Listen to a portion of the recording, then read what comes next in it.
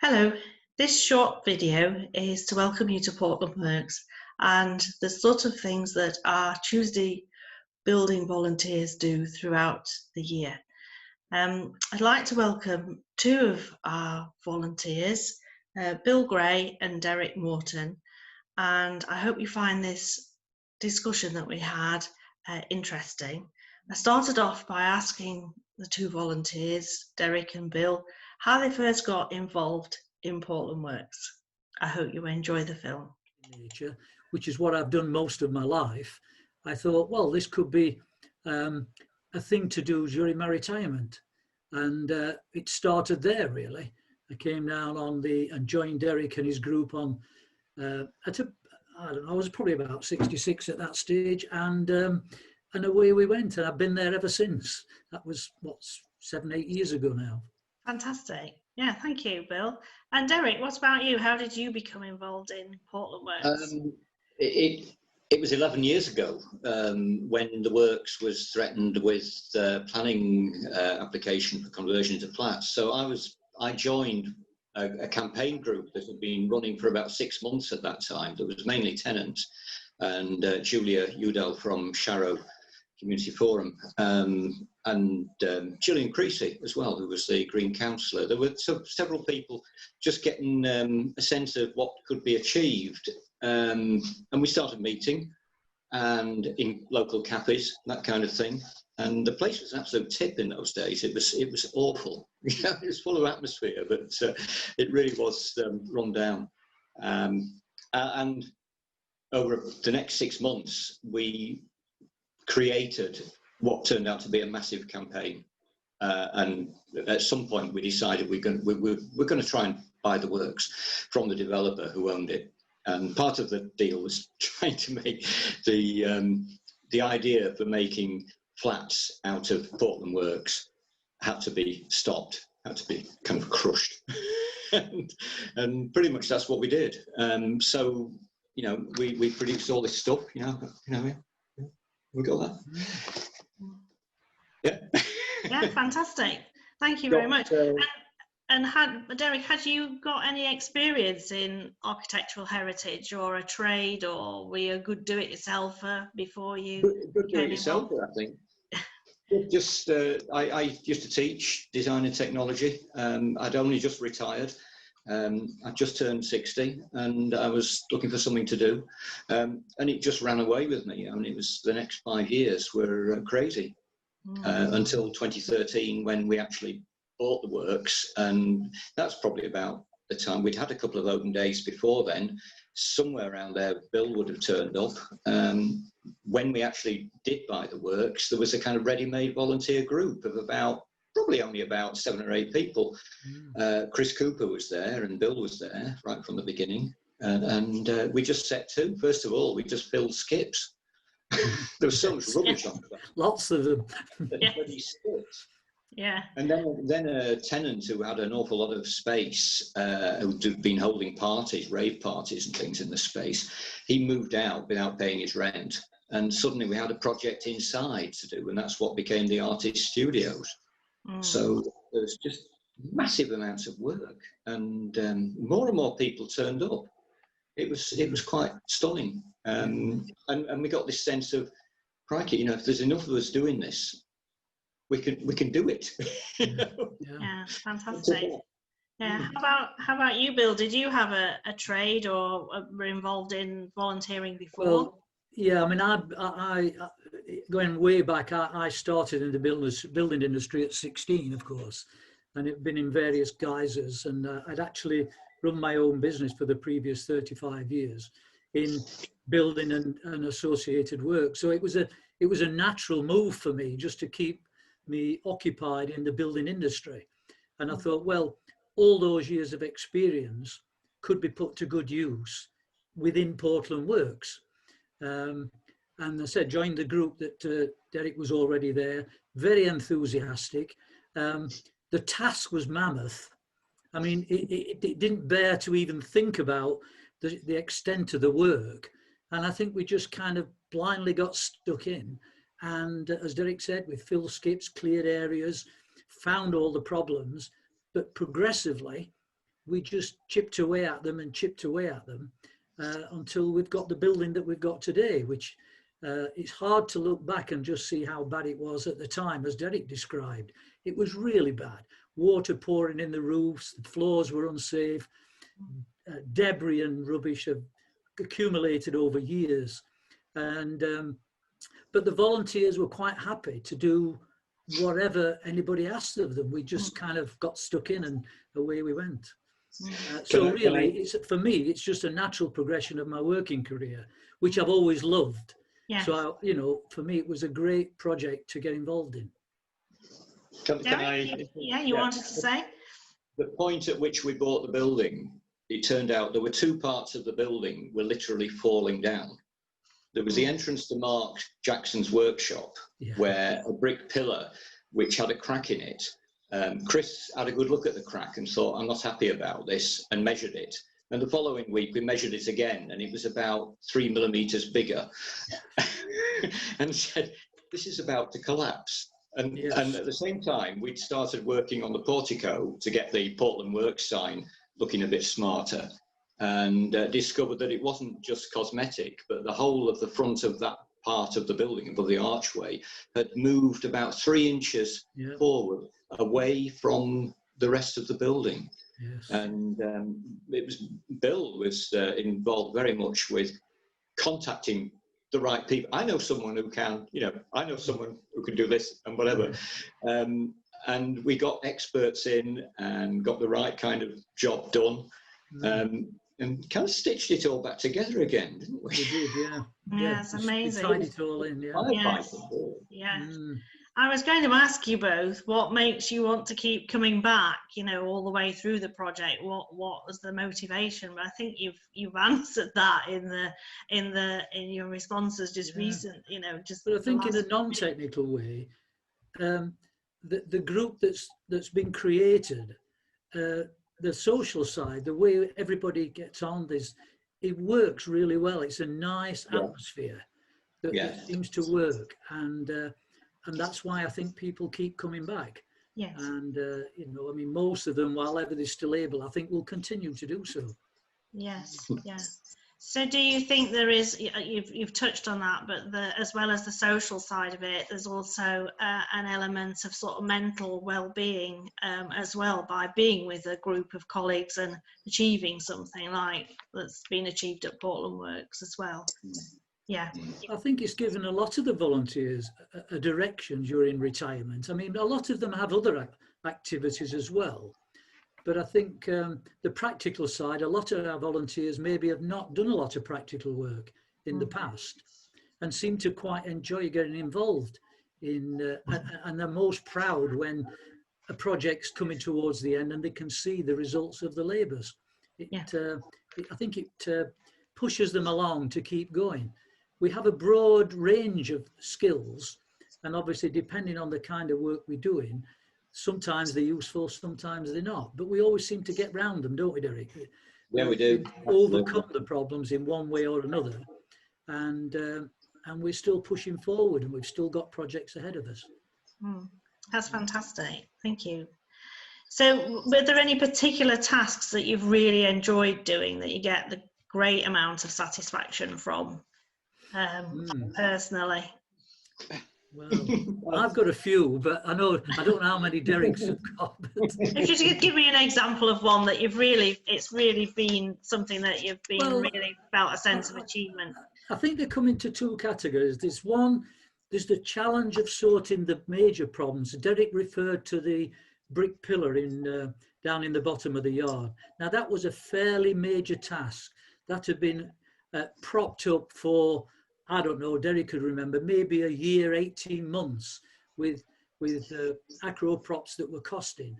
And so when we turned our attention to try and resolve that in conjunction with a structural engineer, that project came together because it was always a great worry that something would collapse. And then that was tackled. And then suddenly, we'd resolved all the problems and we managed to get started on it. And maybe within a week to 10 days of the contractors coming on site, that was done. So there's the challenge of the difficult jobs. And then there's the achievement with the simpler jobs, just literally putting some petitioning up, plasterboarding it and painting it and creating 3 new little workshops that people are moving into. You think, oh, that's great. You know, we've converted that space into rooms that makers can move into, and that's a good move forward as well.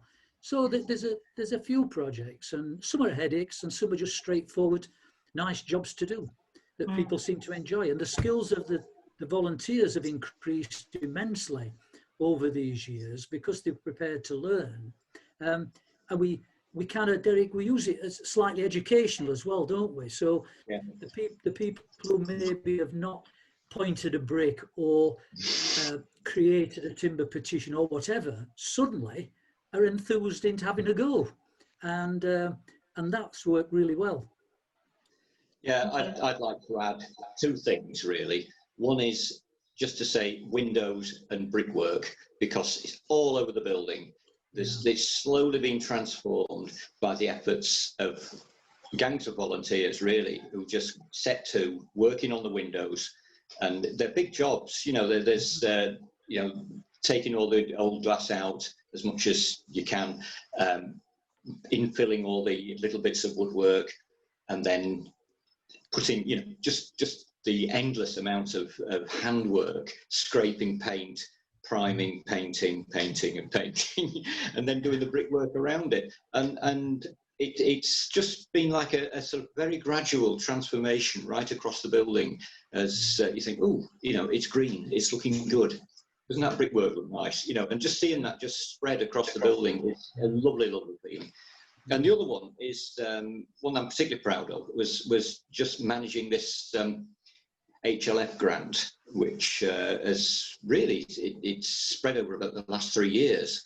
And we've made that 100,000 go so far. We've got so much value from it. And part of that value is yourself, Stella, getting the outreach really organised and showing what could be done when it's not just a bunch of volunteers doing it, but somebody actually doing it professionally. And that's come from that. And that's, you know, sprung from the efforts of volunteers. And on the way, getting a huge amount of the roof work done. So once you've got a good roof, you know the building's safe. And until you get a good roof, you know that you're vulnerable. And now we've got all that rainwater that comes down. It goes off the roof, down the gutter, into the drains, and out of the site. And he didn't used to do that. He used to run down the outside and flood everything, and run down the inside and make everything damp. It was horrible. And I'm amazed how the building is recovered from what's probably 50 years of total neglect. And it was made of some really good stuff, because it's amazing how much of that original timber has survived and how little has had to be replaced. You had a very good starting point. It was built with really quality materials, I think, wasn't it, at the time? Although Bill mentioned the pillar in Mark's workshop, and one of the things that astonished us was that when the works was built, they'd lined up one of the roof beams so that it wasn't quite resting on the pillar. Just the edge of the beam was resting on the pillar, which is actually causing the pillar to kind of twist like that. And it had taken something like 130 years before the thing actually threatened to give way. Which I find quite incredible. But they just didn't build it. They built that bit wrongly. Yes. So the Victorians were not completely correct in a lot of what they did. But generally speaking, they probably finished that bit and thought, oh, sod it, we'll leave it. I suppose one of the things we don't know is how many people were involved in building the works when it was originally constructed. But when you've just been talking about the work that the volunteers have done, and the huge amount of it, the number of actually hours that it's taken to bring the building back up to its full potential again is huge, and the cost of that would have been enormous if contractors had to be paid for. So I think that's the huge strength of the building volunteers and what they've achieved for Portland Works has been fantastic. Yeah, It's been really good. I think we've put in something like 50,000 hours now. Yes, yeah. In 2013. Yeah. It's just a, off the top figure, but Yes. On the basis of around about 70, 80 hours a week volunteer time. This is just on the renovation. Yes. Over 7 years, it's got to be something like, of the order of 50,000 hours, which is worth an awful lot. A huge amount of money, yes, a huge amount. Yes. The commercial rates that have been added to that, I think. Yes. Probably fair to say the project. Commercial rates, Bill. Pardon? We're a bit slow for commercial rates. Yes, yeah, well, maybe so, but even if we had have used commercial rates and external contractors, I do question whether the building would have even gone much further than what it was like 10 years ago. No. Because the money wasn't there, was it, Derek? No. You've done great efforts to get the cash in, and it's done a great, by the fact that it's been well spent and carefully spent, like you've just said, it's spread much more work than we would have ever got from a main contractor. So that itself is a real bonus. Yeah, let's put a shout out for friends of Portland Works, because they're the major fundraisers now, and they're funneling in something like, I don't know, 10 to 20,000 pounds a year into the renovation, and essentially that pays for materials and a few contractors like the electricians, but most of the work's done by the volunteers, so we get a huge amount of value from that. Yeah. So you've talked about some of the things that you've been involved in. Is there something that's been an absolute high for you that was really, fantastic achievement we've talked about? Has there been any lows that you're willing to talk about where you think, oh no, this isn't going too well at the time? The lows, we get setbacks and we get issues, but they never last very long. No. I think Derek's right. They're not lows as such. You suddenly look at something and think, wow, we didn't expect this. I mean, one example, opening the floors up in the makerspace and finding all the joist ends rotted out to the point where you think, how is this floor actually staying in place? And we've had other locations like that, where this ingress of water over all these years has just devastated some of the timber work. But luckily, the original timber work is quite beefy. So the damage was in localized areas, which we were able to chop out, splice up, repair, and get the floor back strong again. So Derek's right in saying they're just setbacks that have to be rethought out. And in fact, it doesn't seem to demoralize anybody.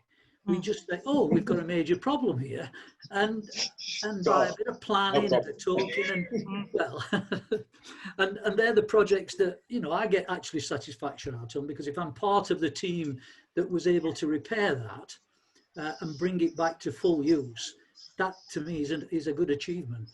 Yes. Done in-house, so to speak, with all the volunteers. Yeah.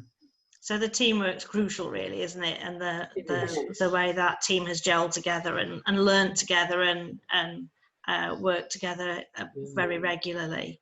That's great. Really good volunteers along the way. Unfortunately, we have lost a few for various reasons. Some really good, enthusiastic volunteers, whether that by age or illness or whatever. And Derek knows who I'm talking about in case. And we don't want to forget those people as well. Because luckily they're in the photographs, so it's great to look back and think, I remember doing that job with that guy, Yes. And this is all part of the history of the renovation work.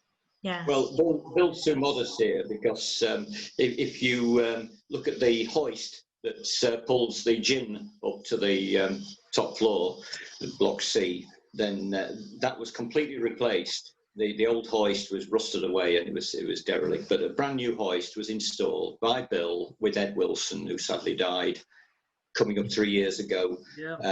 Great volunteer, who I actually had to go to school with, which is quite nice. But I always look at that hoist and I think of Bill and Ed putting that together, and I'm thinking, this is actually quite high level stuff. This, there's people here who really know what they're doing, which I've been quite relieved about, because there've been times when I think I don't understand this job. I don't know what I'm doing here, but there are people around who will tell. Chris Cooper is fantastic. He knows buildings inside out. Bill knows how to do things in buildings inside out. We've got access to proper structural engineers, architects, planners, and so on. And that's been the way all through the project. People have, cometh the hour, cometh the man, or the woman. They're there, and that's been incredibly satisfying to feel that we've created this kind of ever-changing team of people. There's a core of us, but there's people that just come in and out of the project and just drop in at the right time, deliver the goods, and then move away again. And that's brilliant. Yes, Pure thank you. Pure Sheffield. Yes, yes. I think you're right there.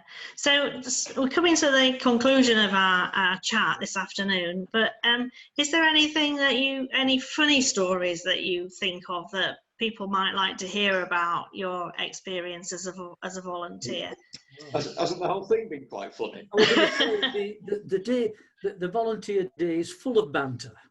And I think by the fact that we've worked together a lot, we understand each other a lot more now, and we know each other a lot more, and the banter reflects all that, because we can have a banter together about what we've done, what we're going to do. We make mistakes, and of course we don't criticize anybody.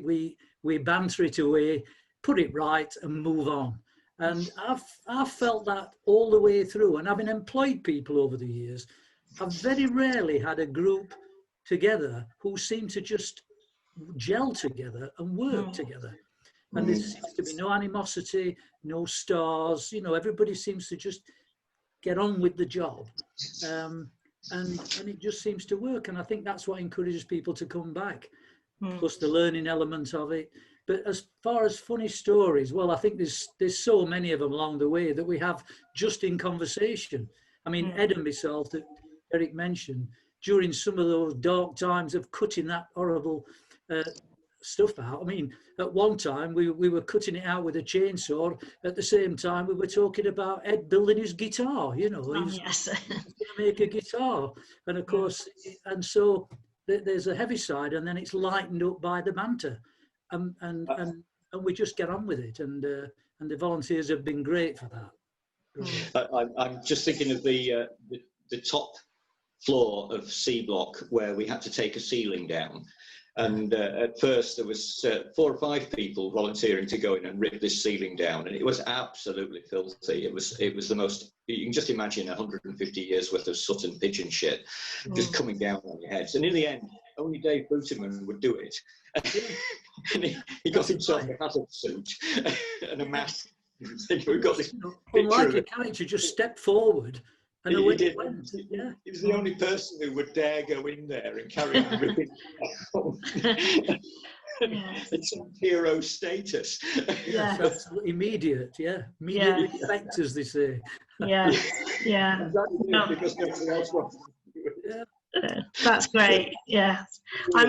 Yes. Well, since I've been involved in Portland Works from February 18, I've just been absolutely amazed by the spirit and the hard work of the volunteers. And Portland Works wouldn't be as it is now if it hadn't have been for all of you who've been involved. And I think it's a fantastic achievement, and everyone should be justly proud of what they've done, whether they've been there the whole time or, as you say, dipped in and out. And I think that's the beauty of it, that people feel welcomed when they come into Portland Works and want to volunteer. So long may it continue. I've been recently looking back at some of the older images that people have sent to me for the photographic exhibition, which will also be on the website. And when you look at some of the spaces and some of the rooms and what they look like, it's just amazing the work that's been done. So it's credit to all of you. Do you think there's anything else that you think needs to happen that you'd like to see happen to Portland Works before we finish this afternoon? That's yeah. I mean, as far as the future, clearly we have a group of volunteers who are of an age, shall we say. How long the pure volunteer group will be able to continue, but it would be nice to get the works to a stage where financially maybe more of these jobs could be done with outside contractors, because that's what's going to have to happen in the future. Yeah. Unless we get a new generation of volunteers coming in to do the work similar to what we're doing, there's going to come a time when it's got to, in effect, stand on its own 2 feet. But I think the guidance that the people behind the scenes doing the finances and all the rest of it, I mean, I foresee probably there will be a time when the mortgage maybe is not so big and the income is a bit better, and maybe the maintenance bills are not so high, that maybe then that the management of the time could probably use some contractors, maybe half and half, you know, still have a small team of volunteers, but yet in a financial position to be able to have some work done by outside contractors. It would be nice to think, and that then would secure the building's future, because it would then be able to stand on its own 2 feet and finance itself for many years to come. I mean, that's my hope for the future of Portland Works. Thank you, Bill. Well, you'd be pleased, Bill, to know that that idea is built into the current business plan around about 5 to 10 years' time. So from about 5 years' time, moving towards that position of being less dependent on the volunteers. Our work here is done, you know. Yes, yeah, we're finally going to retire, or they're going to wheel us out of the yard. Well, and so I think we will need a club room at that point. We will need a place for the old gadgets to meet, and you know, we'll have a barrel of beer in there. We will, and we can reminisce about the old times, you know. Absolutely, yeah. That sounds fantastic. That would be a nice conclusion. I mean, I had every confidence that that's what was happening behind the scenes, but you know, it's nice to know that that is the future plan for the place. But now we've a lot of work to do, so let's hope we can just keep going and take the building as far forward as we're able to in the time scale we've got. Thank you. I waved this at you at the beginning, and on the back page there's a list of plans for the future, and it says long-term program. Our planning goes forward 25 years. Considerable professional support has gone into this project, and we are confident of success. And that was written around about 2012.